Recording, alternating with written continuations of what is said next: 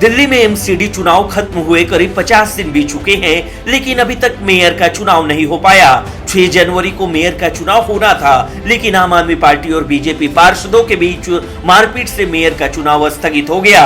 इसके बाद एक बार फिर से मेयर, डिप्टी मेयर और स्टैंडिंग कमेटी का चुनाव हो सकता है। चुनाव में आपके मुकाबले बीजेपी पिछड़ रही है, बावजूद बीजेपी जीतकर एक बार फिर बाजीगर बनना चाहेगी। वहीं केजरीवाल की पार्टी जीत का दावा कर रही है, लेकिन उलटफेर का डर आपको सता रहा। बीजेपी नेताओं ने ये बयान देकर कि पार्षद अंतरात्मा की आवाज पर मेयर का चुनाव करेंगे, आम आदमी पार्टी की धड़कनें बढ़ा दी।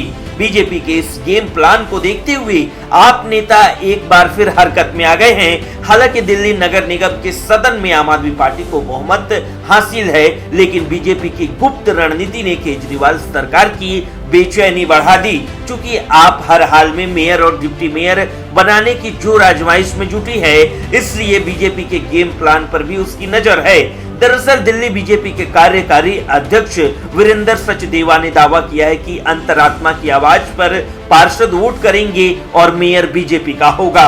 उनके इस दावे से स्पष्ट है कि एमसीडी की 24 जनवरी को होने जा रही सदन की बैठक में एक बार फिर हंगामे के पूरे आसार है।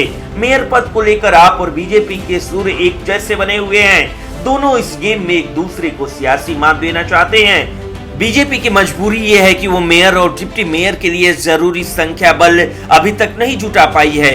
वोट गणित में आप भगवा दल से काफी आगे दिख रही है। हालांकि एमसीडी में वोटिंग सीक्रेट बैलेट से होती है और दल बदल विरोधी कानून लागू नहीं होता, इसलिए कोई पार्षद किसी भी प्रत्याशी को वोट कर सकता है। इस नियम की वजह से क्रॉस वोटिंग की आशंका है और किसी भी दल का खेल बिगड़ सकता है।